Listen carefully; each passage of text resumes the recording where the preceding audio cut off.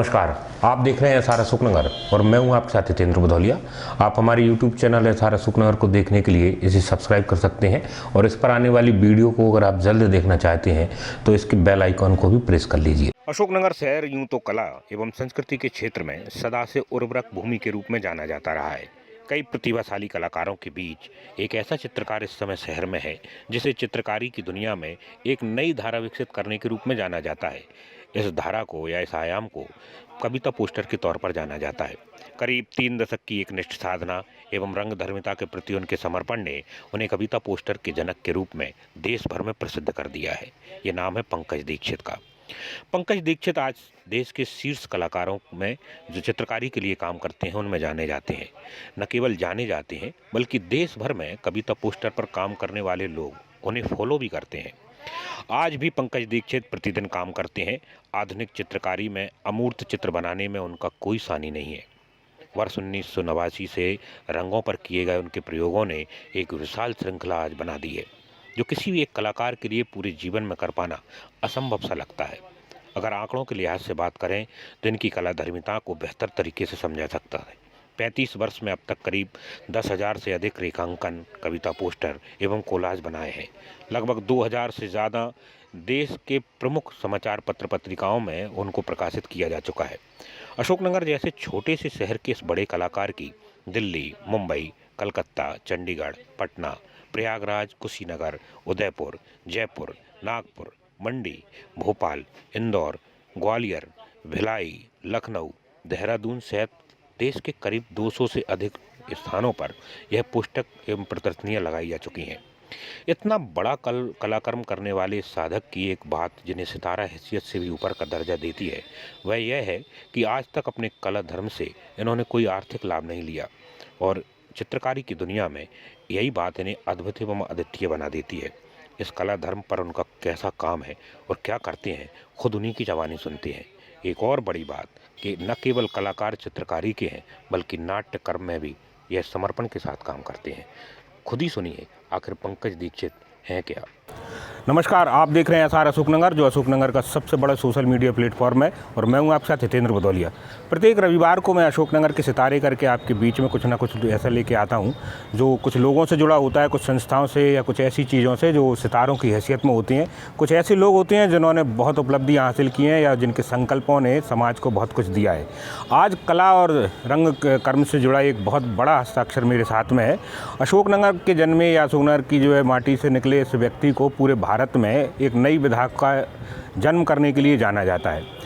कविता poster या poster कविता का जो एक दौर हिंदुस्तान में इस समय चल रहा है जिसे नया रंग कर्म या नए रंग धर्मिता के तौर पर जाना जाता है, उसके जनक के तौर पर उन्हें माना जाता है या संस्थागत तौर पर उसे एक विधा के तौर पर काम करने का या देश भर में लाने का श्रेय उनके लिए जाता है। आज हिंदुस्तान के तमाम बड़े शहरों में इस नाम को बहुत शिद्दत के साथ रंग कर्म और ख़ासकर जो है कला धर्मिता के लोगों में या चित्रकला के लोगों में लिया जाता है। मैं बात कर रहा हूँ पंकज दीक्षित जी। पेशे से पंकज दीक्षित जी जो है शिक्षक हैं और प्रतिदिन जब भी उनको समय मिलता है तो रंग कर्म में जरूर रहते हैं, चित्रकला करते हैं।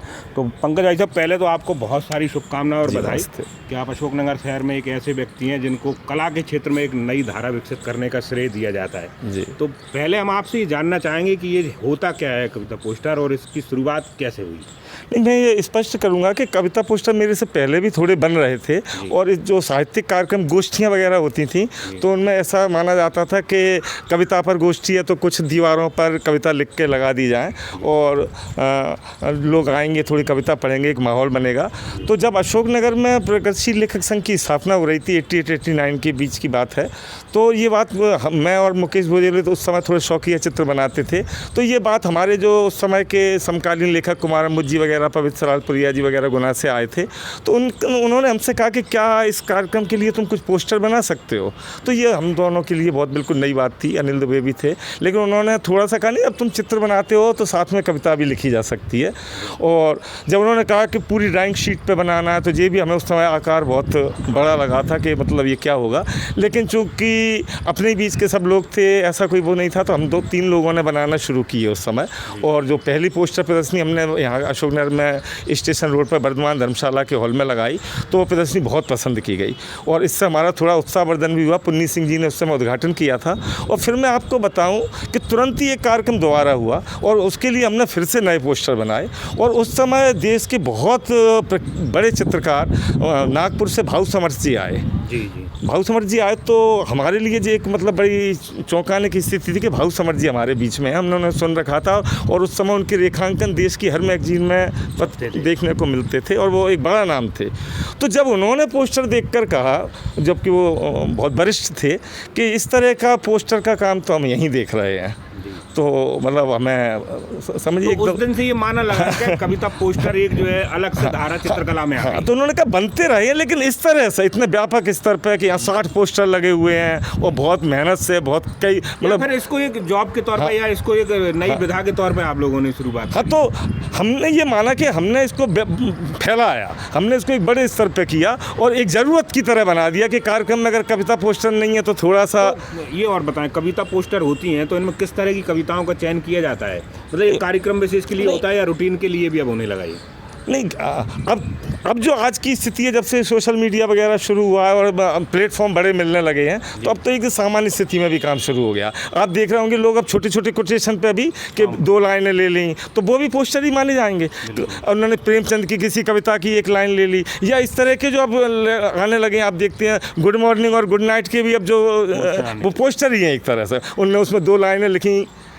इसमें आपकी जो सक्रियता या कल्पनाशीलता या रचनात्मकता है, किसी भी एक लाइन को, उसी की लाइन हो या कबीर की लाइन हो, उसको मैं आपको देखता रहता हूँ, तो फिर आप उसमें कितने अंदर तक जाना पड़ता है कि उन चित्रों में उन चीज़ों को चित्रों में उकेरते हैं आप? मेरा ये मानना है कि जब अपन बिल्कुल मूर्त पोस्टर बनाते हैं, जैसे मैंने कहा कि वो किसी किसान की कविता है और मैं खेत में किसान ही खड़ा करूँगा, तो मुझे लगता है वो ज़्यादा गहराई में नहीं जा पाता है, क्योंकि वो बिल्कुल एक किसान और किसान ही दिखा, तो हम उसमें ज़्यादा गहराई में नहीं जा पाते। अमूर्त चित्रकला की मैं एक विशेषता मानता हूँ, जिसका मॉडर्न आर्ट कह के कई बार आप देखते होंगे कि एक बहुत बड़े वर्ग में एक हल्के फुल्के चुटकुलों के अंदाज में भी कहा जाता है, भैया वो तो मॉडर्न आर्ट है, क्या समझ में आएगी। तो मेरा मानना ये है कि आर्ट तो संभव ही नहीं है कि आदमी को समझ में ना आए।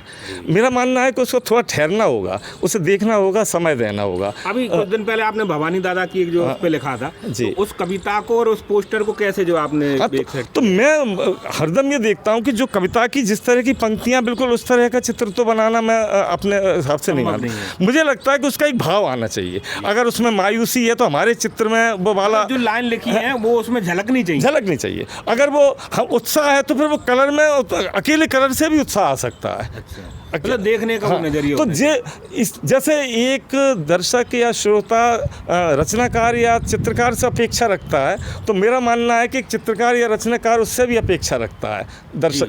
अच्छा पंकज जी, एक चीज़ और बताएं, मतलब अब जब आपने ये शुरुआत की और इसको बहुत एक धारा के तौर पर या एक विधा के तौर पर शुरू करी, तो इसके बाद देश भर में बहुत सारी जगह इसको शुरुआत की गई। तो किन किन जगहों पर अब आपको फॉलो किया जा रहा है? मैं तो अब ये समझता हूँ कि मैं उपस्थित रहूँ या नहीं रहूँ, मैं पोस्टर तो लगातार यहाँ से भेज रहा हूँ। तो मैं जो भी बड़े शहर होंगे उनका, तो मैं चाहे दिल्ली का नाम लूँ या इलाहाबाद, बनारस, मतलब कलकत्ता भी। किन किन जगह आप अभी तक अपने पोस्टरों को पहुँचा चुके हैं? तो मैं आपको बता रहा हूँ ना, आप तो इधर से चलें तो मैं मुंबई तक गया हूँ, दक्षिण की तरफ, और फिर नागपुर में मैं 3 बार प्रदर्शनी लगा चुका हूँ। भोपाल में तो गिनती नहीं है, साहित्य परिषद में लगाई है, कला परिषद में, हिंदी भवन में, ठीक है ना। और फिर अपन इधर आ जाएँ तो आप कानपुर आ जाइए, लखनऊ आ जाइए और गोरखपुर तक पहुँचिए, कुशीनगर में, और अपना दिल्ली, इलाहाबाद, मतलब मुझे तो, और हिमाचल में भी मंडी में, शिमला में लगा चुका। मैं आपको अगर ये कहूँ कि गांव को जोगी जोगड़ा और अंत का सिद्ध जो है, तो इस बात से आप जो इत्तेफाक रखेंगे अशोकनगर में आपको वो सब चीज़ें? मुझे अशोकनगर से तो बहुत प्रेम है, अति।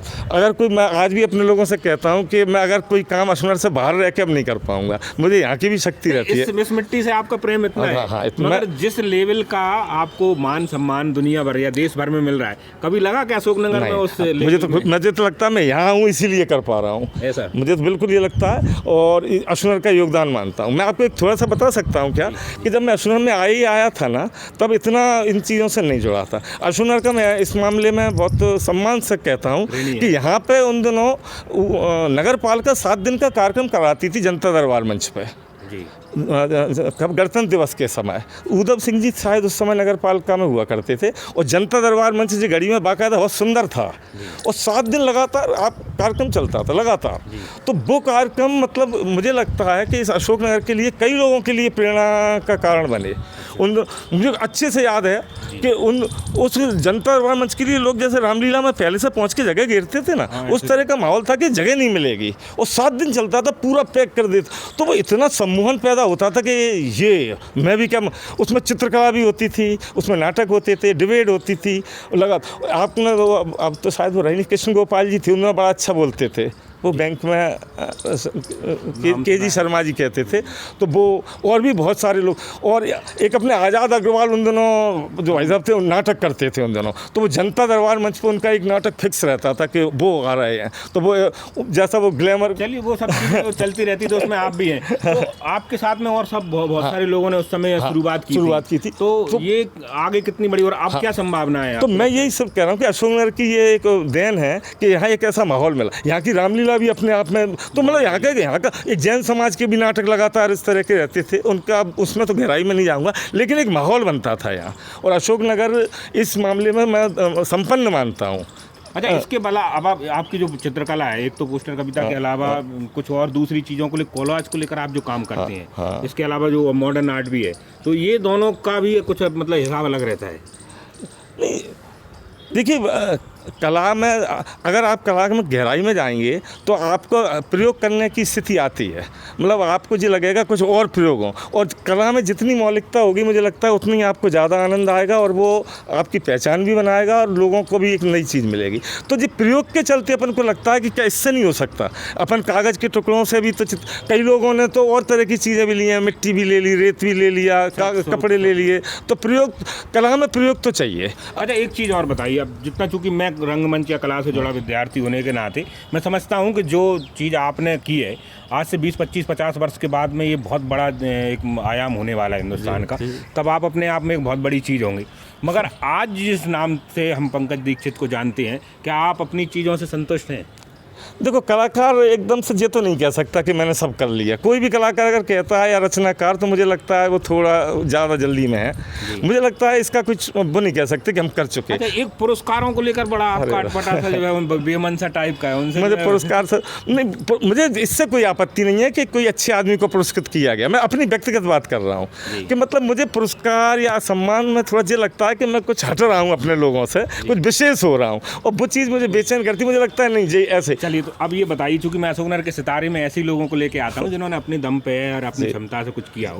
आज पंकज दीक्षित जी इतना बड़ा नाम हो गए हैं इस शहर में, तो देश के कौन कौन से ऐसे लोग हैं जिनसे अगर हम कहें कि हम अशोकनगर से हैं तो पंकज दीक्षित के नाम से हमको याद करें, चित्रकला के या रंगमंच के ऐसे जो लोग? देखिए, मैंने जैसा अभी पुरस्कार के बारे में कहा, तो अपन कुछ बड़े लोगों से अगर मिलते हैं ना, तो जो आप विश्वास मानिए, मुझे उस तरह की वो नहीं होती कि अरे गजब हो गया जी मिले। मुझे जैसे मैं आपके गांव में एक पोस्टर प्रदर्शनी लगाऊं और वहाँ पे भी एक भीड़ देख रही हो, तो मुझे उतनी ही प्रसन्नता होगी जितनी उस जगह होगी। लेकिन उनसे मिलने के जो फ़ायदे हैं, उनके अनुभव बड़े होते हैं, तो अपन उनसे सीखते हैं। तो इस बात मामले में अच्छा लगता है। गुलजार साहब से गुलजार साहब मेरे मुंबई में एक बार एग्जीबिशन लगाई थी, उसका उद्घाटन अपने फिल्म कलाकार अपने राजेंद्र गुप्ता जी हैं, उन्होंने किया। टीवी सीरियल में भी लगा था, उन्होंने राजेंद्र गुप्ता जी ने उद्घाटन किया, और मैं दूसरे दिन यहाँ पर एक ड्यूटी लगी हुई थी, उसमें मुझे लौटना पड़ा। वो 7 दिन की थी एग्जीबिशन, तो दूसरे दिन वहाँ गुलजार जी पहुँच गए थे। तो मुझे इस बात की खुशी हुई कि उन्होंने मैं ट्रेन में था उस समय रास्ते में, तो उन्होंने कहा कि मैं तुम्हारे कोलाज देखकर बहुत, उन्होंने कोलाज का जिक्र किया, फोन पर आपसे? हाँ, फोन पर बात की उन्होंने। बोले मैं बहुत मतलब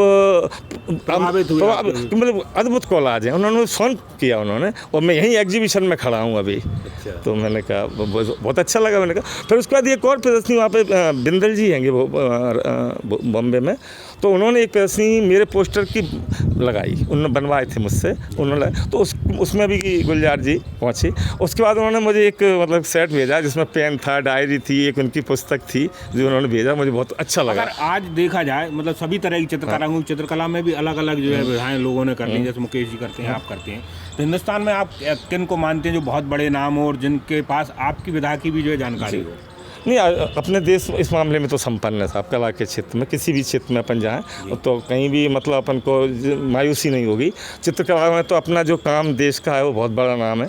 अगर अपन थोड़ा अभी वर्तमान की बात करूं क्या, तो वर्तमान में जो काम हो रहा है उसमें मैं एक तो अशोक भौमिक जी हैं दिल्ली में, और वो अशोक नगर भी 2 बार आ चुके हैं अपने कार्यक्रमों में। अपने एक कार्यक्रम माधव भवन में किया था, उसमें पूरा और जयप्रकाश वाचनालय 2 भागों में बांटा था उसे, तो उसमें उन्होंने बहुत अच्छे व्याख्यान भी दिए थे अशोक भौमिक जी।